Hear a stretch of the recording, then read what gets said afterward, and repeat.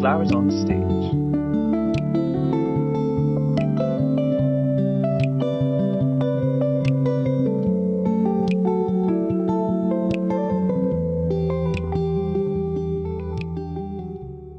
Well, the very first thing I ever remember was the day that Elvis Presley died. Mm. And and I remember my mom getting on the phone with our neighbor across the street. She had called to tell my mom this.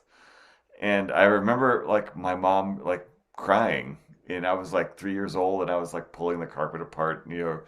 I definitely remember um, that very vividly still. I can still see the wheel, the TV cart, and the linoleum or like the tile that was underneath the carpet, and just hear my mom get really upset about Elvis. But I that's not really a memory about hearing music. Is more as like a memory about hearing about music. So um, my first musical memories are, I mean, I guess I got yelled at in music class by Mr. Jones more than a handful of times. I I've always feel like I can always remember just walking around making up songs and stuff like that, um, for as long as I can really remember anything. There's always something going on upstairs. So, Shout out Mr. Jones. yeah, shout out to Mr. Jones. He broke a stick once. He was so mad at me. He had like a pointer and he brought it down on the desk and he was just so upset with me and it just snapped, So, I, yeah.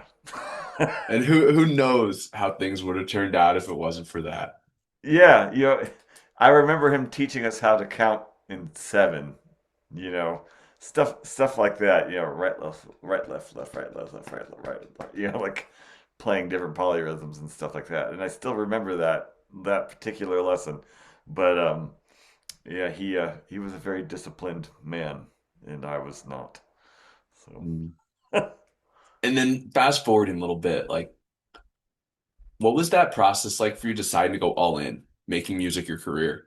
well, I had I went to the University of Illinois, and I wanted to study history in English. And when I got there, I signed up for a poetry class.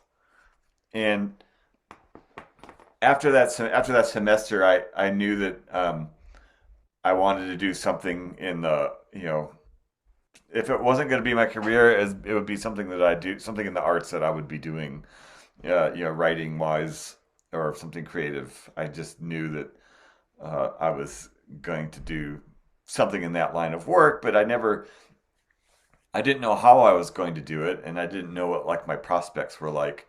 And then the sophomore year of college, a guy I was living with came down from Gurnee, where he lived. Uh, he came down from that summer with a banjo, and it was I still have the banjo, and but it was like in tune, and it was easy to play, and it's tuned to a chord, and I picked it up, and I just felt like I could instantly make sounds that resemble music. And then from there, I started listening to like Earl Scruggs, and I found bluegrass. And then there was the Earl Scruggs book, and you could see exactly what he was doing, and it had the numbers, were like where to put your hands, and you know, and I just became instantly absorbed into that world. I was just playing so much. It was like a total lifeline for me. That the banjo and literature and creative writing were all like I like felt like the banjo was the thing that locked it all into to place, and I was just like I know that I will always want to spend a lot of time playing this thing. There's just so much about it that I still, love and would like to master and get better at, and it's just part of who I became, and it was uh, it was really an amazing thing because then I met all these people who were playing music and we had like these jam sessions and I was still really great friends with a lot of these people and it's just been a wonderful thing. I don't, um, I didn't suspect that it would really be a career. I moved to Seattle after college, and I played on the streets in Seattle for a while, and it was that kind of opened my eyes to a few things too, because I was like, this is like in the like 97 or 98, and I was like making like $13 an hour playing on the streets in Seattle. So like I would go make 50, $60 a day or something. And that's when I was like, oh, this is people pay me to do this. This is wild, you know. And then I kind of started formulating in my brain like, oh, I wonder what what Jeff's up to in Colorado. And then he persuaded me to move out there, and then we found Adam and Ben, and the rest is kind of just took care of itself, So The rest is history. yeah, it's a really unlikely thing that happened for me, and I don't I don't take it for granted. If anything, 2020 taught me, or should have taught a lot of musicians that tour, is that like this stuff can, it's not a given. It can evaporate very quickly, and there's a lot to be thankful for about it. Totally. Yeah. What would you say are like intangible personal qualities that you think are most important when it comes to, being professional artist, professionally in a band, like in the creative world, like with what you do, what do you think is most important as far as personal qualities? Well, for me, it's like this goes all the way back to like poetry class again. Like that was like the first time like I met an adult who was in the arts and it was their job, you know? And I so desperately like how does one go to your job if it's poetry, you know? Or how does one go to your job if it's music, you know? And so I guess the personal quality that I think of is that like if you really are curious, you know what I mean? And you're not even really necessarily driven to be excellent, but I think just being curious about how people work at this stuff and keeping it like a daily thing, is super important. And um, it's really beneficial to your growth as a human being because you're kind of like you read, like some writers write every day, some musicians practice every day, some only practice when they want to, some practice like crazy amounts and then stop. And then everyone has a different way of staying engaged, and the people who last the longest, I think, are the ones that find, their way to make it remain like a nurturing thing, And there's always the talk about loving what you do, and it's like, well, if you, I think about that metaphorically a lot, and if you like love what you do, like that's amazing, but also it's sort of like, if you love another person, you're not hounding them all the time. You kind of leave things alone a little bit. So you have to take that same approach to, you know, um, the banjo, for instance, or writing. Sometimes you just need to like not push so hard and remember to enjoy each other's company. I love that. Oh, yeah. I mean, I think about I'm constantly looking up like um, the way people do things. It's super important to me. I don't, it's a like, and I get a lot of inspiration from like different like authors. I think it's nice to be influenced by something outside of music, and bring that influence into creating music and stuff like that. So I like George Saunders and Ray Carver and Anne Lamott, and there's just so many different people who've talked about their life in the arts. Linda Berry comes to mind. When I read their books or I see their sketches or their cartoons or whatever they're making, I'm just like, holy cow, this is amazing work. It feels, it makes me feel like I'm part of a bigger thing. and Mm. it's really wonderful.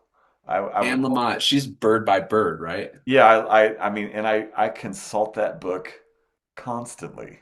You know, I and there's so much great advice in there that you can apply to any kind of arts, you know, career, you know. Yeah, Bird by Bird is a fantastic book. Mm. She's amazing. Yeah, she's great. You know, and I have found I have found her at times, you know, where I'm like, you know, you can get discouraged doing what we do, and I almost always I can read Bird by Bird and go like, oh yeah, I'm not focusing on the right thing. You know, I'm off in the weeds somewhere about something, and I just need to remember the, you know, like the 1 inch window or anything, you know, like that. You know, this guy George Saunders, he's a short story writer, and he has a couple novels, but he has a great metaphor for writing stories, and I think you can apply it to writing songs or practicing or anything. You know, it's like, you know, when you get a Lego set, you know, there's instructions to build, you know, the Lego set, but then like after a while you build the thing and then they take it apart and then all the Legos get mixed up together, and he's like, but then you start making your own stuff with the Legos. So, and he'll call like little workable chunks of prose or whatever, he'll call it like a Lego. And like I don't, you know, I'm just sort of building with these little pieces. And you can do that with like, you know, a musical phrase or a melody or anything like that. It's all very um, to me, they're all very interconnected ways of looking at this stuff. Yeah. So outside of, the creative process, writing music, writing songs, playing music, what would you say is your favorite part about getting to be a musician? You know, I've kind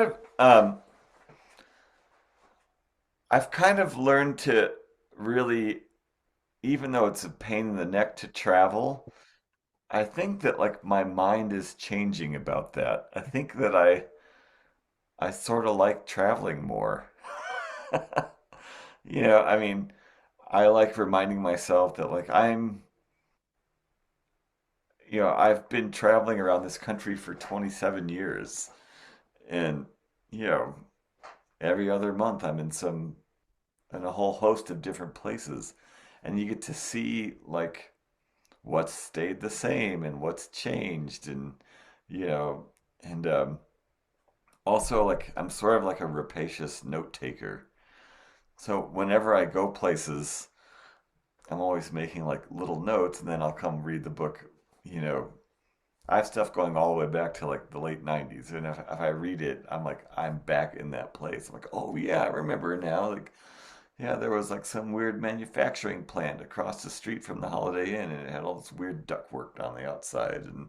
And I was blown away by like how complicated this venting system looked, you know, or, you know, something like that, you know, and you read that stuff and you're like, that's pretty wild that, you know, that was a long time ago, but it's still in there somewhere. So Mhm. Maybe I should start taking notes like that. notes are great, man. And you know, like I like to have I like pens and paper and taking notes. It's a it's a thing. So, you know, So looking in the rear view, like, would you say that the time you spent, in the van and writing songs, performing on stage, would you say that that's like changed you at all or helped shape you? absolutely. Yeah. I mean, working with you know, four to eight other people constantly in close quarters is, you know, if it doesn't change you, you should probably go see someone. You know, you probably it's probably something that you need to work out with a therapist or something or a coach or whatever. Um, it does change you, and it I think that you know you could get really wrapped up in you know that it you know changes you for the worse or for the better. I don't have an answer for if it's worse or better or not. I just know that I like it. Yeah. In what ways do you think it's shaped you? And what way? Well, I think that it's helped me become more articulate about you know my feelings for instance. Um, it's helped me learn to um, what's like I don't know how to direct your focus and your imagination towards something. Uh, you could get really wrapped up on like like this is TSA line is 2 hours long, and this is terrible for me. Or you could learn to um, reinterpret all that information, you know, and or make light of it. I think I've always been a funny person, and I think I'm a little bit more humorous than I even was before. But like we have, it's funny to watch people lose their shit at the airport.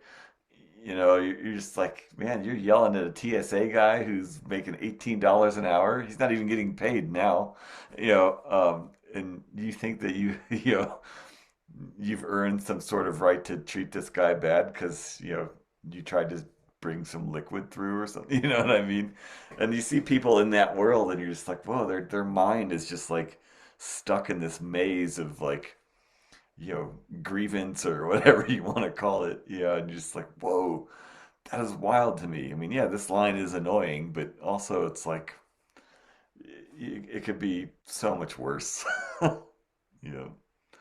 It could be that TSA guy getting yelled at. Yeah, right. I love it when the TSA guys don't put up with it, man. It's the best. They're just like, yeah, well, okay, whatever. Like I don't have to move you through here at all.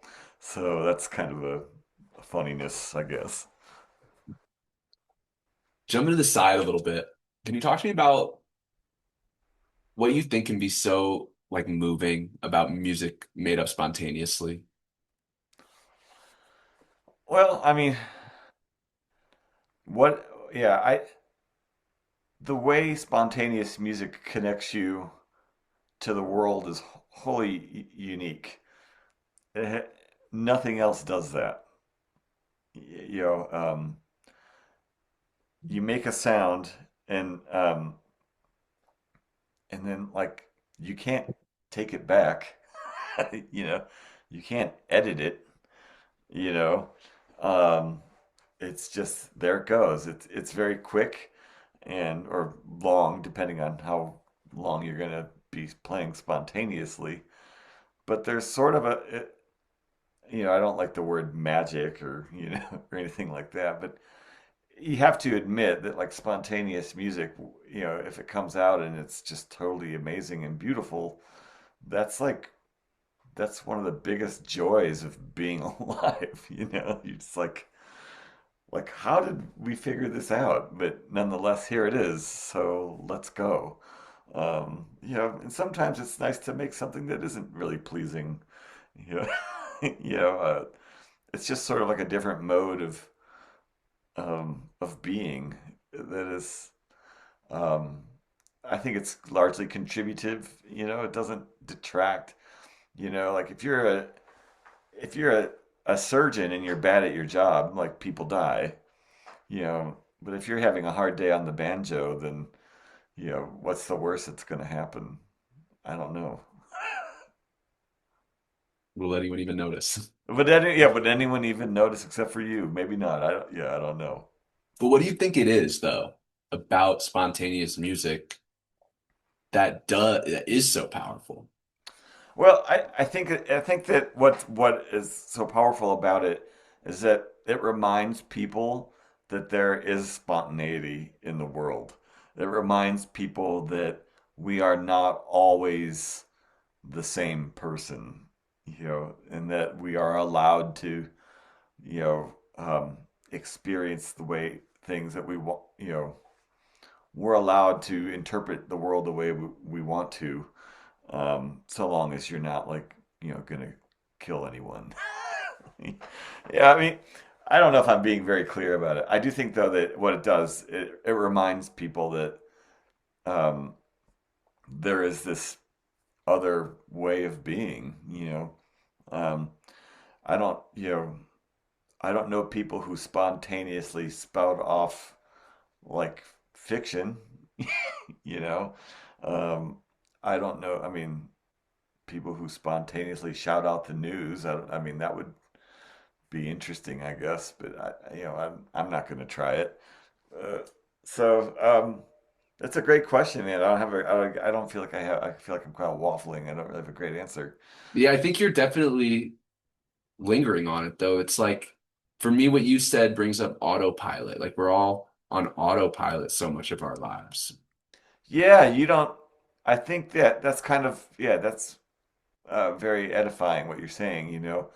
Um, yeah, I think that spontaneous music, just the thing that happens, is is very. It knocks you out of the autopilot zone for a minute, or um, it like I said, just reminds you that there's other stuff out there. Mm. Amen. Yeah. So I'd love to hear you talk about staying fired up about making music, like especially when you feel yourself drifting into going through the motions or whatever's habitual, like kind of on autopilot. Like, how do you keep things fresh? So I keep things fresh by this is what I've kind of made up for myself, and I've kind of figured this out over the last 18 months or something, it feels like. But like every day, I just need 10 minutes of like really active listening to any kind of music where I'm not judging whether or not it's good or bad or whether or not even if I like it. You know, it's like let's spend 10 minutes and listen to this one song and notice what you're noticing. Does that make sense? Yeah, just So be the observer. be the observer, and it's kind of a cool thing because then you're like, oh, well, I he's making this little chord change here, or there's an interval here, and so you're like, well, then what do I expect to happen next? Does it, So there's like three questions, like what is the information that's right in front of me? You know, what expectations does it set up, and how does it solve them? And like doing that for 10 minutes a day really is like it makes me feel like I'm participating in something that like how a real artist would do it. you know, I feel less fake when I get my 10 minutes of doing that, and I'll do that with lyrics. I'll do it with um, sound, all that stuff. And I feel like it's cool because you're not, they call it like when you're going like, oh, this is bad or this is good. I think they call that like reactive listening. Like you're reacting to something. And the trick is not to react, it's just to observe and take everything as neutral as possible. And Mm. that keeps me curious, keeps me motivated. Um, because let's face it, I mean, everyone you can learn all this stuff from the stuff that's already out there. You know what I mean? It's all got teachable stuff in there if you look at it correctly. And that way you can always have some little thing to work on. You know what I mean? And make it as good as you can or as likable as you can make it. And that's how I spend my days. I'd love for you to linger a little more on that. Like, what about not judging it? Do you think gives that exercise its zest? I think the three questions, and I got those from George Saunders. Um, what is the information in front of me? What expectations does it set up, and how does it get resolved?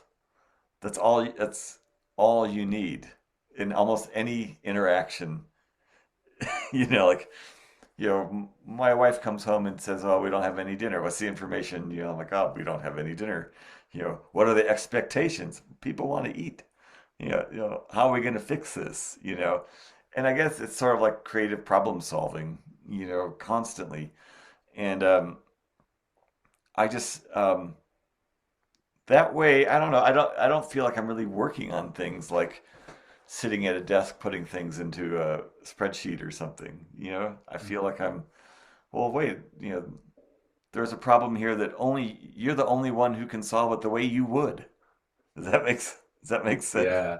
You know, and everyone else would do it slightly differently, maybe better, maybe worse. I don't know, but you know, that's one of the great things that music teaches you. You know, is that there's all these different ways to play this stuff, but how do you do it, and who are you? You know, it's all very all that stuff is sort of locked in for me. They're all part of the same thing. Mm. Yeah, thank you for sharing that. Oh yeah, I'm glad you enjoyed it. So what would you feel like is the best advice you've been given throughout your life that you feel like you've actually followed? The best advice.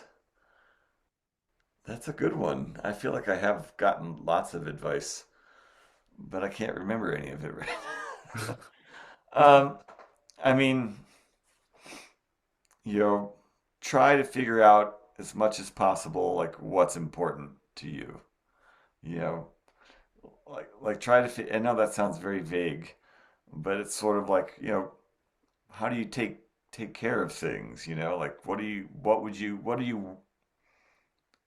take care of if you could? You know, for me, it's like I like to write and play and practice every day, you know. So I find ways to stay engaged in that mindset or modality or whatever you want to call it. And but you know, also I have two kids and I'm married and you know, I have a very busy life too and I need to take care of those people. And you know, they're my number one priority, so I have to find ways to, you know, I want their lives to run smooth and good and if that means I can't spend 8 hours working on a musical passage, then that's the way it is. And um, I feel like I'm pretty lined up with that. You know what I mean? I don't. I'm just. Lately I feel like I've been like a happier person, and I feel like I'm more lined up with my priorities. And when that happens, I feel like there's. I guess the best advice about that would be, you know, you become less anxious, you become less neurotic, less controlling, you know. Um, not so much, not everything depends on whether or not you can play Bach on the banjo, you know, stuff like that. It can be so easy to just like toil around in the weeds and lose sight of like what actually matters most. I totally agree with that. And you know, I've had some really wonderful things happen because of social media. Like I've gotten to meet some really good people and some, you know, some really good writers and musicians and that's been great. I love that part of it. But you know, like if you, I find that if I watch that stuff too much, like you start comparing yourself, even though you don't realize you're doing it. You know, you're like, oh, why do I feel so bad? And you're like, oh, it's because for some reason I think I need to be on a beach or you know, or like you know, cracking open a coconut or something. It's not good. We don't need that. Yeah, you're fine where you are. Fine where you are. Well, Dave, this has been awesome. Appreciate you taking the time. Any final words for all your fans out there listening? Oh man, I love our fans. They're such wonderful people. They're dedicated and awesome. And just keep loving music. You know, there's so much good stuff out there. Keep your ear to the ground. You know, overturn some rocks. Go looking for the weird stuff. You know, there's lots of good stuff out there, and there's plenty of great things to pay attention to. So. This is Flowers on Stage.